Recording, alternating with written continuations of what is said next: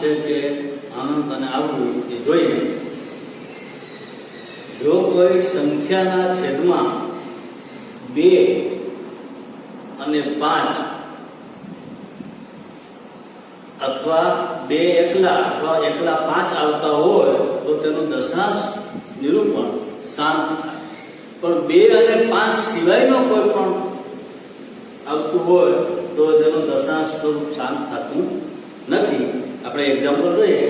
એમાં એક્ઝામ્પલ 1 13/3125. 13/3125 એટલે 13/5 ઘાત પચું 25 25 125 અને 125 625 અને 625 3125 એટલે 5/5. હવે આની છે ક્યુ 5/5. 5 એકલો હોય તો ચાલે, 2 એકલો હોય તો ચાલે, 5 અને 2 ભેગા હોય તો ચાલે, પણ 2 અને 5 સિવાયનો કોઈ આવી જાય તો શાંત થાય નહીં. આ ધ્યાનમાં રાખવાનું. નું સ્વરૂપ 2n 5m પ્રકારનું છે. આથી 13/3125 નું દશાંશ નિરૂપણ શાંત છે. એનું દશાંશ નિરૂપણ શાંત છે. હવે એક્ઝામ્પલ 2 17/8 એટલે કે 17/2 ઘાત છેદ છે ક્યુ 2 નું સ્વરૂપ 2n 5m પ્રકારનું છે. 2 એકલો કો હાલે મેં કીધું, 5 એકલો કો ચાલે, 5 હોવો એવો જરૂરી નથી, તો એ ગોઠવાય જાય. આથી 17/8 નું દશાંશ નિરૂપણ પણ શાંત છે. હવે આ શાંત નથી જોજો. 64/455 બરાબર 64/5 × 7 × 13. આયા 5 અને 2 સિવાયનું 7 અને 13 બે આવ્યા એટલે છેદ 5 × 7 × 13 નું સ્વરૂપ 2n 5m પ્રકારનું નથી. કારણ કે 7 અને 13 બે વધારાના આવી ગયા એટલે આનું દશાંશ નિરૂપણ અનંત અને આવૃત છે. હવે ફરી વખત સમજો, બરાબર ધ્યાન આપજો કે છેદમાં કોઈ પણ આપણે સંખ્યા આપીના છેદમાં 2 એકલા જેમ કે એકલા 5 જેમ કે અથવા 2 અને 5 બે કોઈ પણ ચાલે. આ 3 વસ્તુ આવતી હોય છેદમાં એનું દશાંશ નિરૂપણ હંમેશા શાંત થાય. પણ 2 અને 5 સિવાયનો કોઈ પણ અવિભાજ્ય અવયવ આવી ગયો તો એનું દશાંશ સ્વરૂપ અનંત અને આવૃત થાય, શાંત થતું નથી. એટલે આયા 5 એક જ છે, આ છેદમાં 5/5 છે. એનું સ્વરૂપ આ પ્રકારનું છે, 2n અને 5m પ્રકારનું છે. આથી આનું દશાંશ નિરૂપણ શાંત છે. આયા 2/3 છે છેદમાં, એ છેદ 2/3 નું સ્વરૂપ 2n 5m પ્રકારનું છે. આથી 17/8 નું દશાંશ નિરૂપણ શાંત છે. 66/755 માં 5 એક છે પણ 7 અને 13 વધારાના આવી ગયા એટલે અહીંયાથી જ આપણે આના અવયવ પાડીએ, ત્યાંથી જ આપણે કહી દઈએ કે આનું દશાંશ નિરૂપણ શાંત નથી, પણ કેવું છે? અનંત અને આવૃત. અનંત અને આવૃત એટલે કે એનું દશાંશ સ્વરૂપ આ પ્રકારનું નથી, 2 અને 5 અને પ્રકારનું નથી. એટલે એનું દશાંશ નિરૂપણ અનંત અને આવૃત. હવે સ્વાધ્યાય 1.4 માં આગળના દાખલા જોઈએ. એક્ઝામ્પલ 4 15/1600 એના છેદ ઉડાડી 5 વડે અને જવાબ આવ્યો 3/320. આ બેને 5 વડે છેદ ઉડાડ્યા. હવે 320 ના તો કે 2/6 અને 5/1 બરાબર 320 થાય. તો છેદ ક્યુ 2/6 5/1 નું સ્વરૂપ 2n 5m પ્રકારનું છે. નું સ્વરૂપ 2n 5m પ્રકારનું છે એટલે કે 2 અને 5 એ જ છે. એટલે આ પ્રકારનું હોય તો આથી જે આ મુખ્ય સંખ્યા છે તે 15/1600 નું દશાંશ નિરૂપણ શાંત છે. 2 અને 5 આવ્યા એટલે શાંત થાય. 2 અને 5 સિવાયનો પણ કોઈ અવયવ આવી ગયો તો શાંત થાય નહીં, અનંત અને આવૃત થાય. હવે એક્ઝામ્પલ 5 જોઈએ. 29/343. 29/7 છેદ 7/3 છેદ 7/3. આમાં 2 પણ નથી આવતા કે 5 પણ નથી આવતા, એટલે આપણને ખબર પડી જાય કે આ કેવા પ્રકારનું છે. નું સ્વરૂપ 2n 5n 2 અને 5ની કોઈ પણ ઘાત આવતી નથી, પ્રકારનું નથી. એનો મતલબ એવો થયો કે નું દશાંશ નિરૂપણ અનંત અને આવૃત છે.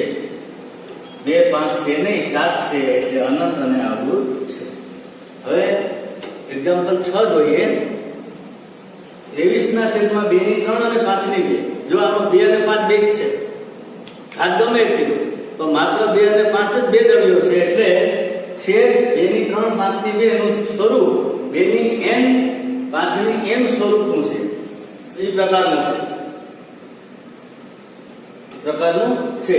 એટલે કે 23/2 અને 5/2 નું દશાંશ નિરૂપણ શાંત છે. હવે ફરી વખત આ ચોથો દાખલો 15/1600 ના છેદ ઉડાડવાથી મળે છે આપણને 3/320 બરાબર 3/3 ભાગ 320 ના પાડી દેખા 2/6 ઘાત 5/1. 2 અને 5 છેદમાં છે એટલે આ શાંત થાય. 2 અને 5 જેના અવયવ છેદમાં હોય એનું દશાંશ સ્વરૂપ શાંત થાય તો છેદ 2/6 5/1 નું સ્વરૂપ 2n 5m પ્રકારનું છે.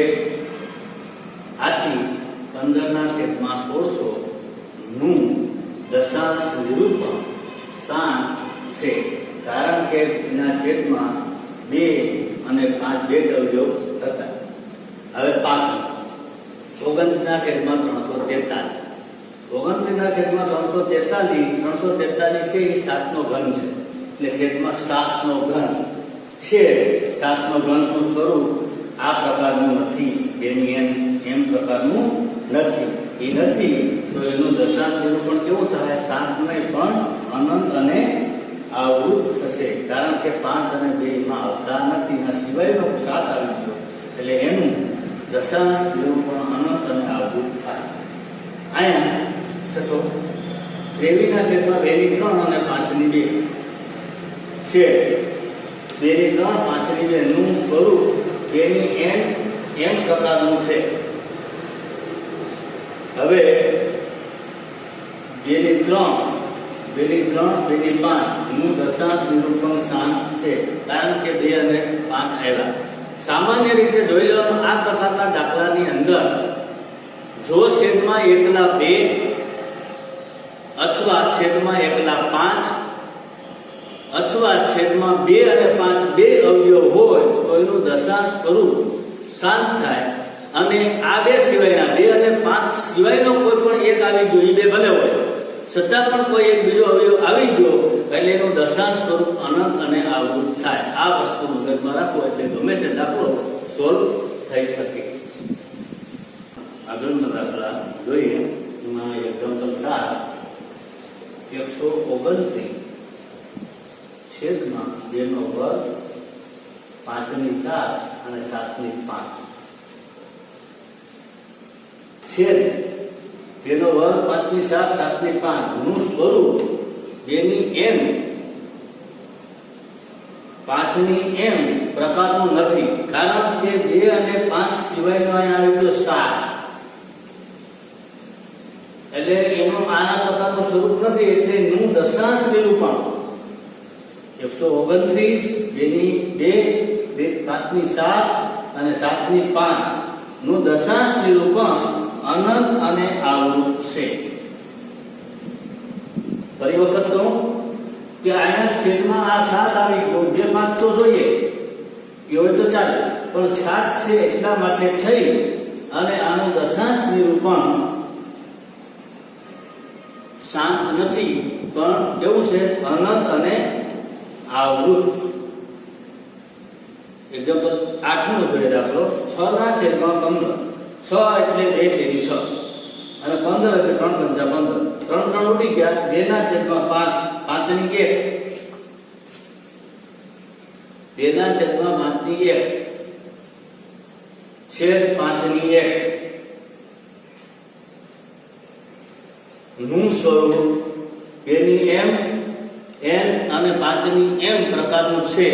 કારણ કે 5 એકલા હોય તો ચાલે છેદમાં, અહીં એકલા 5 છે તો નું દશાંશ નિરૂપણ શાંત છે. અહીંયા આ છેદ ઉડીને 3 નીકળી જાય, છેદ ઉડે તો ઉડાડી દેવાના, પછી લેવાનું અને પછી છેદમાં જોવાનું તો અહીંયા 5 છે એટલે આનું દશાંશ સ્વરૂપ શાંત છે. એકલા 5 હોય, એકલા 2 હોય તો શાંત, અને 2 5 2 હોય તો શાંત. તો 2 5 સિવાયનો કોઈ પણ અવયવ આવી ગયો અવિભાજ્ય અવયવ તો એનો અનંત થાય દશાંશ. 1.4 માં આગળનો દાખલો જોઈએ. દાખલા નંબર 9. 5 ના છેદમાં 50 બરાબર 5 ગુણ્યા 7 છેદમાં 2 ગુણ્યા 5 એવા 5 ના વધી જાય. 7 ના છેદમાં 2 ગુણ્યા 5 એટલે 2 ની 1 ઘાત અને 5 ની 1 ઘાત છેદ q 2 ની 1 ગુણ્યા 5 ની 1 નું સ્વરૂપ 2 ની n 5 ની m પ્રકારનું છે. આનું સ્વરૂપ 2 ની n 5 ની m પ્રકારનું છે. તેથી 35 ના છેદમાં 50 નું દશાંશ નિરૂપણ 35 ના છેદમાં 50 નું દશાંશ નિરૂપણ શાંત છે. 77 ના 10 નો દાખલો. 77 ના છેદમાં 210 એટલે 7 11 7 77 અને 2 ગુણ્યા 3 ગુણ્યા 5 ગુણ્યા 7 બરાબર 11 ના છેદમાં 2 ગુણ્યા 3 ગુણ્યા 5 છે. 2 ગુણ્યા 3 ગુણ્યા 5 નું સ્વરૂપ 2 ની n 5 ની n પ્રકારનું નથી. તો 77 ના છેદમાં 210 નું દશાંશ નિરૂપણ અનંત અને આવૃત છે. ફરી વખત આપણે જોઈએ 9મો દાખલો કે 35 ના છેદમાં 50 એના ભાગ પડ્યા 35 ના 50 ના ભાગ પડ્યા અને છેદ ઉડાડતા રે 2 ના છેદમાં 1 અને 5 2 અને 5 છેદમાં આવ્યા એટલે આનું શાંત થાય. છેદ 2 ની 1 ગુણ્યા 5 ની 1 2 ની 1 5 ની 1 નું સ્વરૂપ 2 ની n 5 ની m પ્રકારનું છે. તેથી 35 ના છેદમાં 50 નું દશાંશ નિરૂપણ શાંત છે. કારણ કે 2 અને 5 ના અવયવ છે છેદના અવયવ. હવે 10મા દાખલામાં જોઈએ તો આને 7 11 11 7 77 અને આના ભાગ થયા ઉડાડી દીધા 7 7 11 ના છેદમાં આવ્યા. હવે છેદ 2 3 5 5 2 અને 5 છેદનો 3 આનું એટલે હવે આ શાંત નહીં થાય. પરંતુ નું સ્વરૂપ આ પ્રકારનું નથી કારણ કે 3 વધારાના એટલે એનું દશાંશ નિરૂપણ અનંત અને આવૃત છે. સ્વાધ્યાય 1.4 નો એક્ઝામ્પલ 2 નો પહેલો અને દશાંશ સ્વરૂપમાં ફેરવાની છે. તો જેના શાંત દશાંશ સ્વરૂપ છે આગળના દાખલા એક્ઝામ્પલ 1 ના એ બધા જ નાના લેખા અને એને આપણે દશાંશ સ્વરૂપમાં ફેરવવાનું. તો 13 ના છેદમાં 31 તો પછી એટલે કે 13 માં 5 ની 5 હવે 2 અહીં લઈ આવવાના 5 ની જેટલી હોય એટલી 2 ની અંશ અને છેદમાં ગુણવાનું એટલે કે 5 ની 5 છે તો 2 ની 5 અંશમાં અને 2 ની 5 છેદમાં. હવે આ બધાનો ગુણાકાર થાય 4 અને 16 અંશનો અને છેદમાં થશે 5 દુ 10 10 ને 5 ઘાત 10 ની 5 ઘાત એટલે એકડાને 5 મીંડા 10 ની 5 ઘાત એટલે એકડાને 5 મીંડા 416. હવે આ જેટલા મીંડા હોય એટલા આ બધી પાછળથી પોઈન્ટ કાપવાના એટલે કે 1 2 3 4 અને 5 0.00416. હવે આને ફરી વખત સમજો એને આપો બરાબર ધ્યાનથી સમજજો. શરૂઆત છે 13 ના છેદમાં 3125 એટલે કે 3125 એટલે 5 ની 5 બરાબર અને 5 ની 5 છે તો 2 ની 5 વડે પણ અંશ અને છેદમાં ગુણવાના. એટલે 2 ની 5 અંશ અને છેદમાં ગુણ્યા એટલે છેદમાં 13 અને 2 ની 5 નો ગુણાકાર થાય 416 અને છેદમાં 5 નું 10 10 ની માથે 5 ઘાત એટલે કે એકડાને 5 મીંડા, એકડાને 5 મીંડા. અને હવે આના પોઈન્ટ આપવાના તો કે છેલ્લેથી 5 આંકડા મૂકીને પોઈન્ટ આવે એટલે કે 1 2 3 આ 416 3 આ નથી એટલે 0 4 આ પર 0 5 પોઈન્ટ 0 પોઈન્ટ પછી 5 આંકડા હોય કારણ કે એનો દશાંશમાં એકડાને 5 મીંડા છે. આયા 17 ના છેદમાં આ જે 2 ની 3 ઘાત. હવે તમે 2 ની 3 ઘાત છે તો 5 ની 3 ઘાત ફરજિયાતમાં અંશ અને છેદમાં ગુણવાની. 2 ની 3 ઘાત છે પણ 5 ની 3 ઘાત અંશ અને છેદમાં ગુણવાની.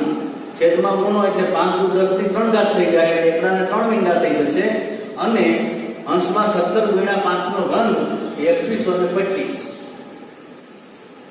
3 પછી પોઈન્ટ 1 છેલ્લેથી 1 2 અને 3 પછી પોઈન્ટ 2.125. ફરી વખત 17 ના છેદમાં 8 એટલે 2 નો ઘન અને 2 નો ઘન એટલે અંશ અને છેદમાં 5 ના ઘન વડે ગુણવા પડશે કારણ કે 10 છેદમાં લઈ આવવા માટે. આનો ગુણાકાર 2125 થાય અને આનો એકડાનો 3 મીંડા એટલે 3 પોઈન્ટ પછી 3 આંકડા પછી પોઈન્ટ 2.125. હવે આને લઈએ 15 ના છેદમાં 1600 3 2 ની 6 અને 5 ની 1. આમાં કઈ રીતે થાય? આ 2 ની 6 છે ને 5 ની 1 છે તો 5 ની કેટલી ખૂટે? 5 એટલે 5 ની 5 વડે અંશ અને છેદમાં ગુણવાના.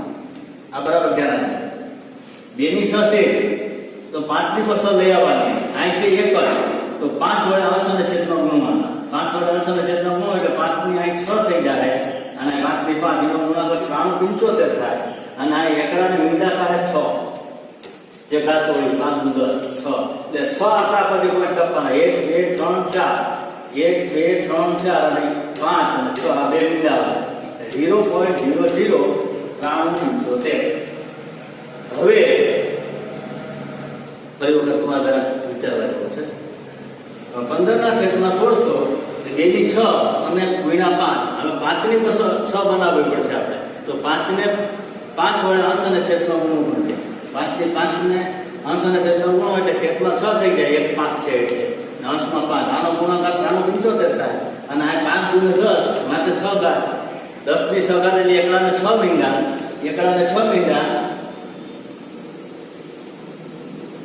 એટલે 6 પછી પોઈન્ટ આપવાનો છે. આમાં 6 પછી પોઈન્ટ કે 3 4 5 અને 6 પછી પોઈન્ટ 0.06. હવે આ 23 ના છેદમાં 2 નો ઘન 5 નો વર્ગ 23 ગુણ્યા 5. આને 5 1 5 ઘટે 2 ઘાત સરખી કરવી પડે. 1 5 5 વડે છેદમાં પડે 3 3 ઘાત થઈ જાય. 5 નું 10 ની 3 ઘાત એટલે 3 મીંડા. નાનો ગુણાકાર થાય 115. 3 પછી પોઈન્ટ કાપવાનો 1 2 અને 3 0.115. હવે 6 ના છેદમાં 15 છેદ ઉડાડી દીધા 3 3 વડે 2 ના છેદમાં 5 2 ના છેદમાં 5 છે તો બગડો આખો અહીંયા ખૂટે એટલે અંશ અને છેદમાં 2 વડે ગુણવા પડે. અંશ અને છેદમાં 2 વડે ગુણીએ આપણે તો 5 નું 10 થઈ જાય અને 2 નું 4. હવે 1 પછી પોઈન્ટ 0.4.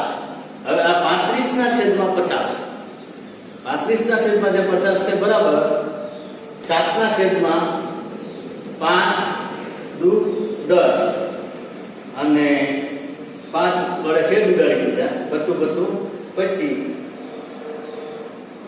7 5 7 35 5 5 નું 10 7 10 1 પછી પોઈન્ટ 0.7.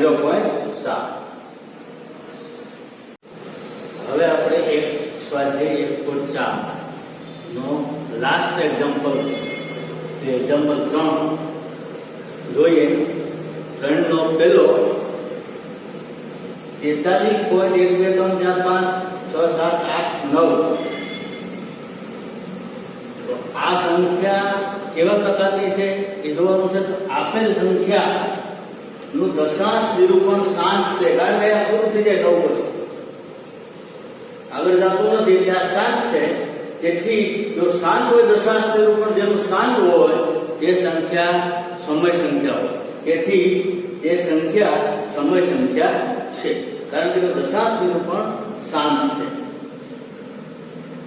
આપેલ સંખ્યાનું દશાંશ નિરૂપણ શાંત હોવાથી તેને તેના PQ સ્વરૂપમાં છેદના અવિભાજ્ય અવયવો ફક્ત 2 અથવા 5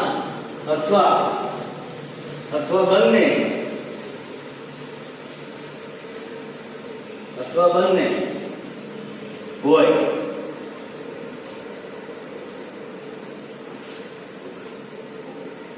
આપેલ સંખ્યાનું દશાંશ નિરૂપણ શાંત હોવાથી તેને P/Q સ્વરૂપમાં છેદના અવિભાજ્ય અવયવ ફક્ત 2 અને 5 અથવા બંને હોય. શાંત માટે કે આપણે આગળ ભણી ગયા આગળનો જેના છેદમાં 2 અને 5 હોય એનું દશાંશ સ્વરૂપ શાંત હોય.